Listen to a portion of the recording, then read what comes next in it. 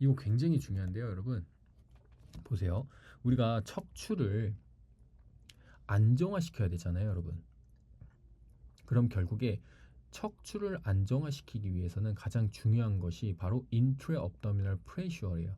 이게 무슨 뜻이냐면 우리가 척추가 이렇게 뒤에 있으면 그 앞에 공간이 있어요. abdominal wall 공간이 있습니다. 복부에 공간이 있어요. 근데 이 복부의 공간에 압력이 있지 않았을 때는 결국 그 압력이 약화되면서 얘네들의 충격이 더욱더 많이 전달된다. 그래서 압력이 단단하고 강할수록 이 척추가 더 단단해진다 라는 것을 시사하는 거거든요. 그렇다면 즉 우리가 실생활 운동으로 들어갔을 때 우리가 데드리프트를 무거운 무게로 한다고 생각해 봅시다. 근데 여기가 배꼽이잖아요.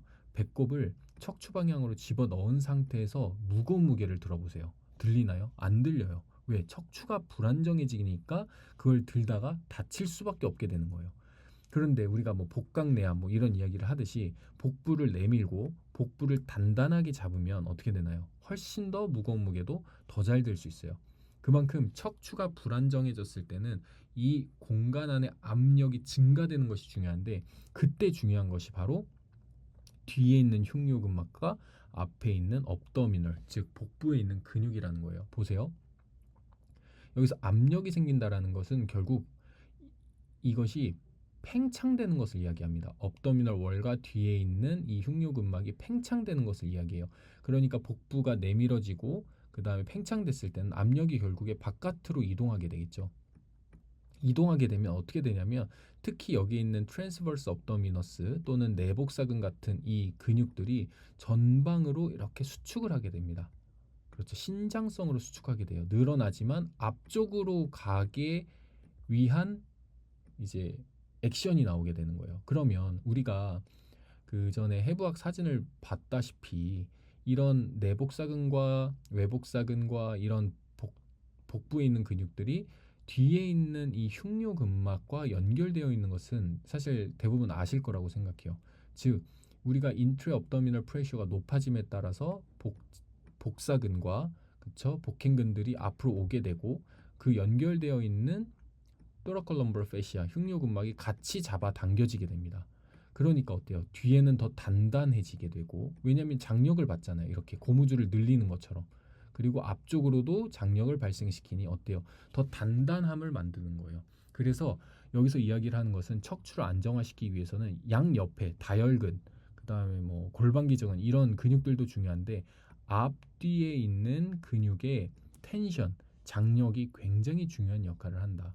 왜냐하면 척추 전방전이증, 그 다음에 우리가 플렉션 했을 때 척추 디스크가 뒤로 나오는 것처럼 굴곡 신전의 움직임에서 척추가 많이 불안정해지는 거예요. 그래서 그것을 잡아주는 근육이 당연히 얘네들만은 아니겠지만 뒤에 있는 TLF, 흉요근막 앞에 있는 복부 근육입니다. 그래서 뭐라고 이야기를 하냐면 여기서 가이와이어의 이제 기능을 한다. 우리가 목을 배우셨으면 목에서 사각근이 양 옆에 이렇게 붙어 있어서 목의 안정성을 구축한다라고 했잖아요.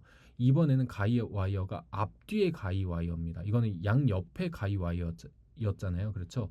근데 앞뒤의 가이와이어도 있는 것이 바로 흉요근막과 복부에 있는 근육이다. 그러니까 얘네들의 텐션이 잘 최적화가 되어 있지 않으면 이 앞뒤의 흔들림이 굉장히 많아지겠죠. 앞뒤의 흔들림뿐만 아니라 얘네들이 텐션이 없는 상태에서 좌우로 움직인다고 하더라도 안정성을 저하시킬 수 있겠죠. 그래서 굉장히 중요한 역할을 한다. 그래서 여러분들이 생각하셨을 때 이 업더미널 그렇죠? 머슬들이 이런 형태로 이런 구조적인 기능으로서 이 척추의 불안정성을 해소시켜 주는구나를 여러분들이 이해하는 것이 굉장히 중요합니다. 그 중에서 여러분 더 중요한 근육들이 있겠죠. 우리가 복직근, 외복사근, 내복사근을 이야기하지만 여러분들도 유추하실 수 있다시피 보세요. 복직근의 라인은 위아래로 수직으로 구성되어 있고 외복사근 같은 경우에는 이렇게 구성되어 있어요. 그렇죠?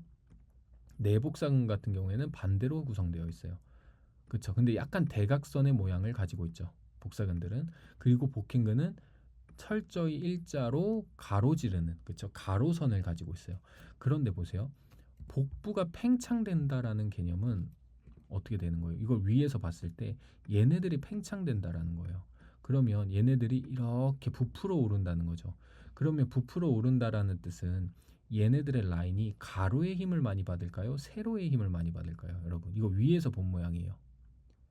여러분, 가로의 영향을 많이 받죠. 왜냐면 앞으로 팽창되면 옆으로 늘어나겠죠. 더 옆으로 장력이 많이 발생하겠죠. 그럼 옆에 있는 가로의 힘이 많이 쓰인다는 거예요.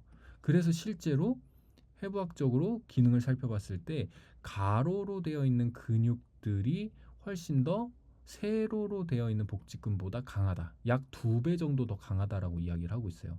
그러니까 여러분들이 생각하신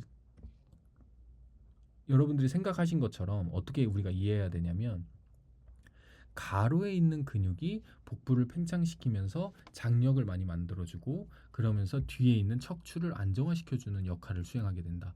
그래서 외복사근, 내복사근 그리고 복행근이 가로선과 굉장히 연관성이 크잖아요. 그래서 얘네들이 약화 또는 기능 부전이 있었을 때는 척추의 불안정성을 만들 수 있다. 그러면 얘네들만 우리가 활성화를 잘 시켜야 되느냐? 그럼 복직근은 중요하지 않느냐?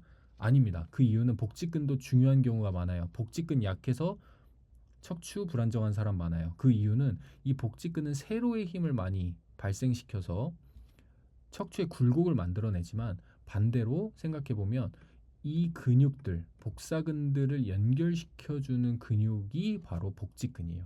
그래서 얘네들이 연결시켜주는 이 기능을 하지 못하면 어떻게 될까요? 그렇지. 얘네들도 활성화가 떨어지겠죠. 그래서 같이 활성화시키는 것이 중요하다. 이런 것들도 우리가 필요한 그렇죠. 척추를 불안정하게 하는 이유에 대해서 우리가 알 수 있는 뭔가 기전이지 않을까 생각을 합니다, 여러분. 그래서 이 벡터, 힘의 방향이 굉장히 중요한 요소다.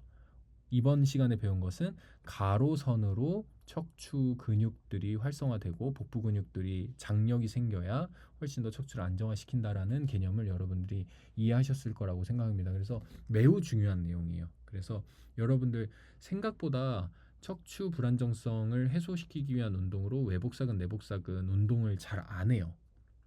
뭐 코어 운동 이런 거는 하지만 근데 이 근육들이 단단하게 장력을 발생시키고 발휘해야 이 척추가 안정화된다라는 이 사실을 꼭 이번 시간으로 인지하셨으면 좋겠습니다. 그럼 다음 시간은 파트 2에서는 저희가 기능에 대한 이야기를 좀 더 자세하게 풀어보도록 하겠습니다. 수고 많으셨습니다, 구독자 여러분.